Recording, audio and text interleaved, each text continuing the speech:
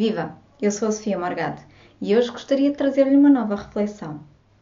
No mês passado, a revista Science publicou um artigo sobre uma série de experiências conduzidas por Timothy Wilson, da Universidade da Virgínia. E estas experiências baseavam-se essencialmente sobre a capacidade das pessoas estarem a sós com os seus próprios pensamentos. Eles pediram a pouco mais de 400 estudantes para ficarem sozinhos numa sala por 6 a 15 minutos sem fazer nada. E não podiam levar lá para dentro nem livros, nem telemóvel, nem caneta e papel para poderem escrevinhar, nada. Simplesmente eles, sozinhos, na sala, com os seus pensamentos. E a alguns foram pedidas algumas tarefas, como planear uma ementa para a semana, por exemplo, algo do género. Para outros, não tinham de fazer nada, para estarem à vontade com os seus pensamentos. E se inicialmente os investigadores pensaram que esta seria uma tarefa fácil para os participantes, já que nós temos uma capacidade fantástica para imaginar, que temos muitas memórias vividas ao longo da nossa vida, memórias agradáveis com as quais nos podemos entreter, pois não foi bem assim. E de facto, os resultados demonstraram como a maior parte das pessoas prefere não ficar a sós com os seus pensamentos. Metade dos voluntários disseram que a experiência não tinha sido nada agradável. Muitos disseram que tinha sido difícil concentrarem-se num só pensamento, que a mente continuava a vaguear, já que não tinham algo para fazer. A outros foi dada esta tarefa para ser feita em casa e eles disseram que ainda foi menos agradável do que fazê-la ali em laboratório. Outros simplesmente depois admitiram que tinham feito batota e não tinham feito a tarefa em casa, preferiram não fazê-la.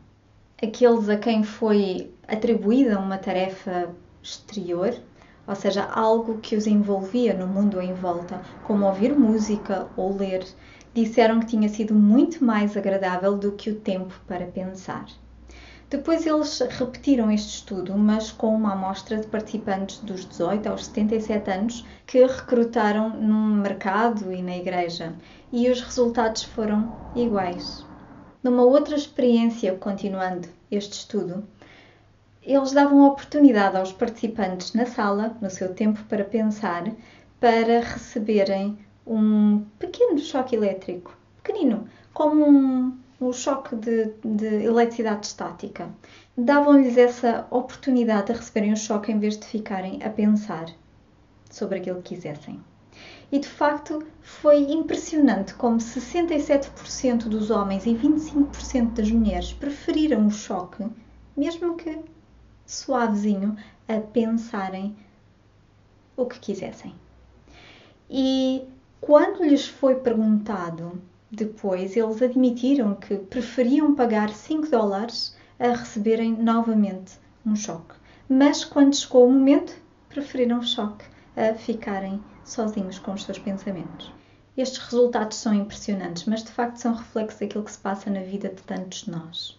Muitas pessoas preferem, quando chegam a casa, quando chegam ao carro, ou mesmo enquanto andam na rua, ir ouvir música. Ligam logo a televisão, a rádio, a aparelhagem, porque preferem ocupar a sua mente com algo externo e não dar atenção ao ruído incessante que vai nas suas mentes. E isto é visível também ao deitar. Muitas pessoas preferem adormecer a ver televisão do que terem de estar alguns momentos antes de vir o sono, antes de adormecerem, com os seus pensamentos.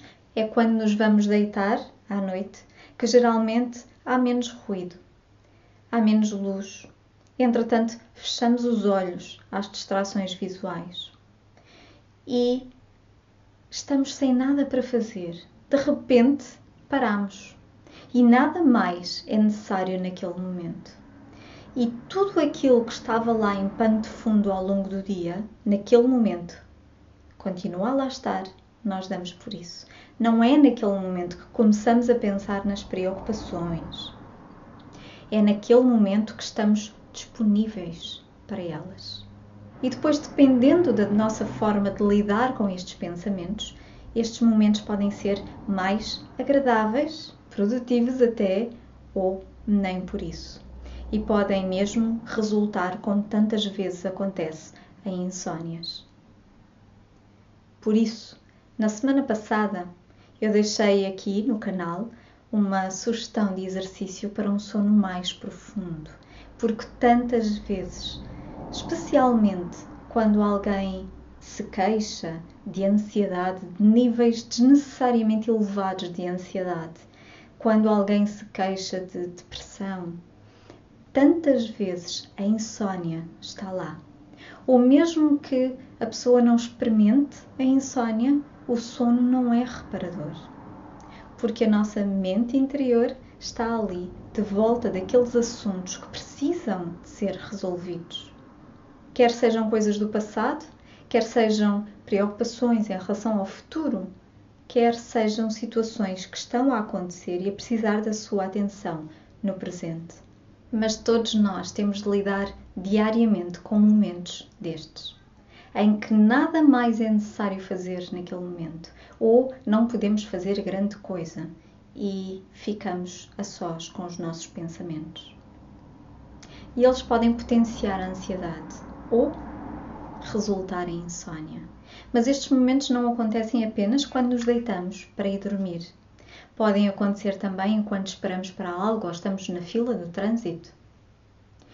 Podem acontecer em tantos outros momentos em que nada está a precisar da nossa atenção lá fora e nós voltamos a nossa atenção para dentro. Como é a sua experiência? Treine a sua mente. Ela pode ser treinada, pode ser reeducada para saber parar também. E para podermos aproveitar estes momentos de uma forma mais produtiva, mais eficiente, mais eficaz, de forma que resulte num momento mais prazeroso para nós. E podemos usar esta capacidade fantástica para imaginarmos algo, para fantasiarmos, para recordarmos aqueles momentos tão agradáveis que temos lá para trás na nossa vida, para naquele momento desfrutar de um maior bem-estar. Pessoalmente, depende muito dos momentos, depende muito das situações que tenha em cada momento para resolver ou para fazer, objetivos para realizar, mas gosto de imaginar, de planear, gosto de recordar também, gosto de me permitir desfrutar de uma ideia agradável que me traz conforto e me traz bem-estar. Claro, existem coisas que me preocupam também, como a todas as outras pessoas acontece. Mas nesses momentos aproveito para pensar, quando estou a pensar sobre aquilo que me preocupa e a patinar, não saio do mesmo sítio, começa a causar desconforto apenas, eu gosto de pensar, espera, existe alguma coisa que eu posso fazer quanto a isto neste momento? Sim ou não? Porque se sim, é para fazer agora, é para resolver, em vez de estar a pensar nisto. Se não, ok, então quando é que eu posso fazer? E empurro para lá, já que agora não existe nada que possa fazer quanto àquela situação. E quando surge um novo facto, uma nova informação, uma solução, então eu posso pegar outra vez naquele pensamento. E geralmente isto resulta bem melhor para mim.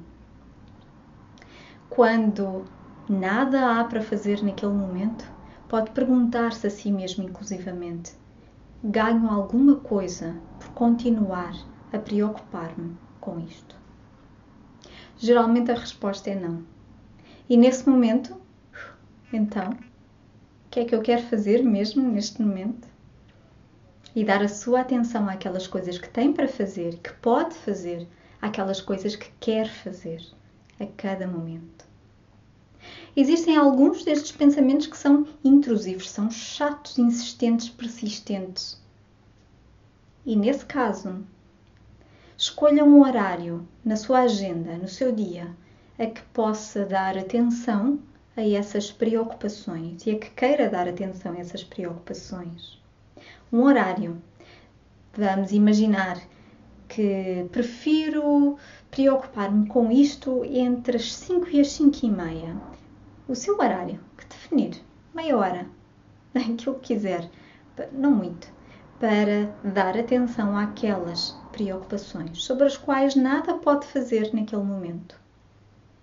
Mas por qualquer motivo continuam a chegar. Então, se elas são tão insistentes assim, apesar de você continuar a responder então, se nada posso fazer agora, depois. E procurando dar a sua atenção a outra coisa. Se elas continuam a insistir e a surgir, então, dizendo a si mesmo, respondendo a estes pensamentos desta forma, certo, então vou deixar este pensamento para as 5:30. Se preferir, pode escrever qual é a ideia, que é para não se esquecer, porque esta pode ser uma preocupação e ela estar sempre ali a surgir, que é para não se esquecer de fazer alguma coisa.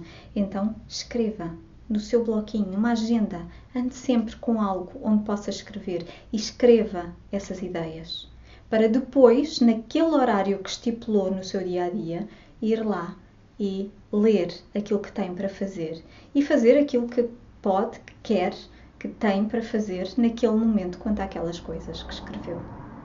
Experimente e depois diga-me como foi. De qualquer forma, é sempre necessário fazer algo para nós podermos reeducar a nossa mente, que ela não se reeduca sozinha. Pelo menos não de acordo com os nossos objetivos, certo? E aproveito apenas para anunciar que para a semana tenho uma novidade. Trarei uma minissérie de exercícios e de conversas aqui entre nós com um objetivo específico. E procurarei trazer mais destas minisséries com um tema, quer seja a ansiedade, quer seja o controle do peso, quer seja o roer de unhas, o que for, mas incluindo alguns exercícios práticos para algumas etapas do processo de reeducação da mente, de mudança. E por hoje é só. Fica a proposta de reflexão e o desafio. Até para a semana e tenha um dia feliz.